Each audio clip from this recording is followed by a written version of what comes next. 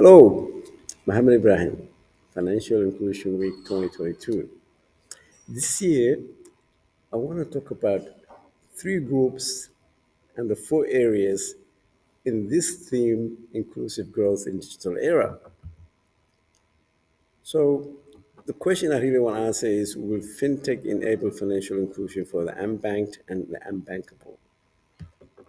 And I guess what you probably want to know is who are those people, and I will explain who are they are. But first, I want to thank Yale and the Real Bank, who are saying they will make all Somalis financially included.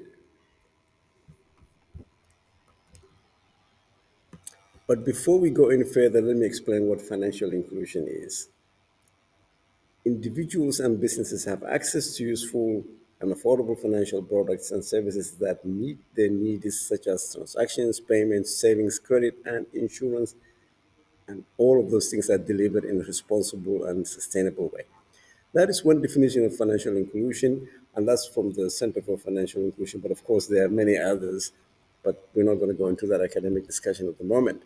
Now, my area of interest today is really, and as a background, is who is not included. When we talk about financial exclusion or people who are not financially included, who are they? And I'm going to go through these three particular groups: the unbanked, underbanked, and unbankable.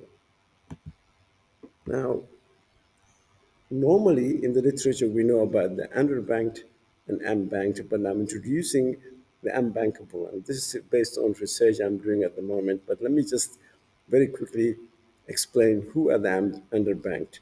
Underbanked, as we all know, are people who normally have bank accounts, but they don't have all the banking facilities or all the financial services available to them. And unbanked are people who are not banked at all. They have no bank accounts. And they are very common. For example, in the case study I'm looking at now in Somalia, there are a lot of people who use mobile phones to transfer and receive money, but really they have no bank accounts. So they're unbanked, not underbanked. Underbanked, they already have bank accounts, but they're missing some of the financial services. But this time I'm introducing the unbankable. Again, it's a new phenomenon and it's very common now in the literature.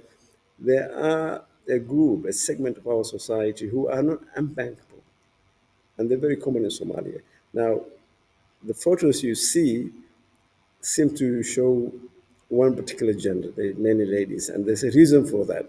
And I'm not going to go into that discussion, but it seems most of those underbanked and unbankable seem to be ladies or women or that part of our society. Now, there are four areas I want to cover within those three categories, and I will start with remittance, or what we call hawala, and what that's doing in financial inclusion. Now, in summary, very briefly, remittance has helped financial inclusion because a lot of the people in the diaspora send money home, and hence they become either banked or underbanked, but nevertheless, they get into the financial inclusion side of things. And here I'm just showing a few papers and some research done in that area, but I'm not going to go through into the detail, but I will encourage you, if you're really interested in what remittance is doing in financial inclusion, to look at those studies that way back from 2015, and also the recently, as of a few months ago, the IMF working paper. So I would really encourage you to read that. And more or less, you'll agree with me that remittance, yes, is helping, it's enhancing financial inclusion. Now, the other group I want to mention is the mobile money industry. Here is an area that I'm actually researching for the last 2 years and maybe another year ahead. And this is a research I'm doing on mobile money, particularly in Somalia, because a lot of people know that in the literature, Somalia or the Somalis, we claim we're way ahead in terms of the use of mobile money, but does it really help financial inclusion? That's really what I'm interested in. And that research will come out hopefully in a year or so. But in the meantime, I can give you a glimpse or a hint, and I guess the jury is out, but my initial reaction is there's a lot more work to be done in the mobile money industry if it has to help financial inclusion in Somalia. And here again, I want to mention a couple of papers that are very authoritative. And does mobile money improve financial inclusion? Comes from the UNCDF, and I would really encourage you to read that if you really want to know more about how mobile money um, supports or enhances financial inclusion, especially in this case in Somalia. So we talked about remittance, and now we introduced mobile money. I want to continue on that theme. As we said, there are four areas I want to look. Cryptos coming to the scene lately, and apparently there's a lot of literature out there that claim that say cryptos or cryptocurrencies are also helping financial inclusion. Now, I don't know about particularly in Somalia, but in West Africa and other areas, that seems to be the case. And here I want to acknowledge um, Adriana Magdas, who's a specialist from the Center for Financial Inclusion, who wrote an amazing study in this. And very quickly, I just want to mention some of the ideas, what cryptos are, and how they're helping financial inclusion.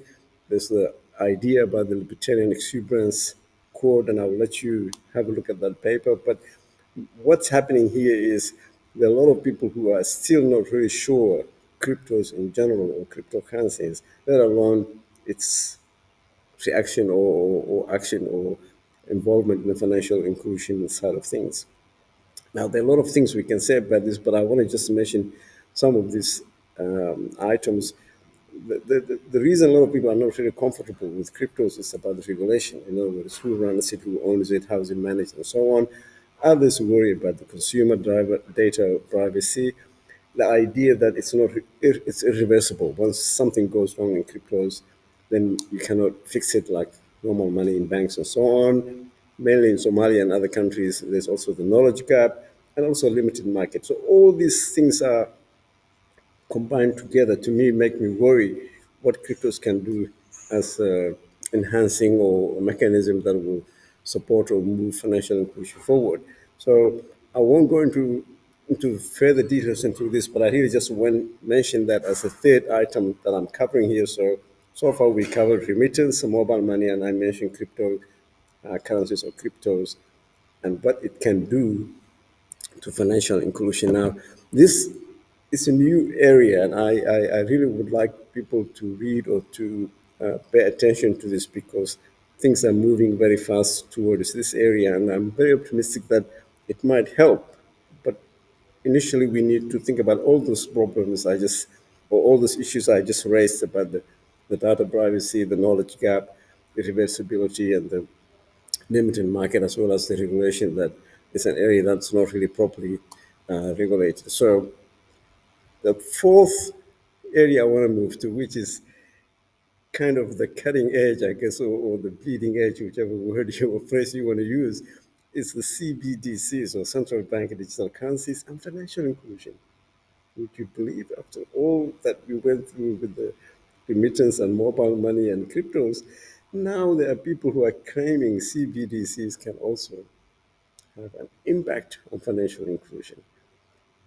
I guess it excites me. I like it. It's the kind of thing that, in terms of academia or my interest in technology, yes, it's the way forward. It's the way to go. But does it really help? Does it really enhance or has it got any impact on financial inclusion?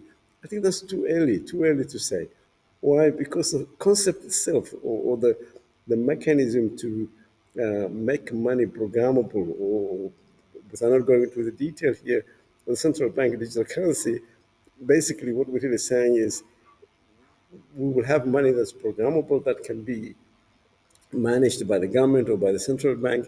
And to be honest, personally, maybe it's the way to go, especially for Somalia. Maybe maybe that's what we need to fix some of the problems we have.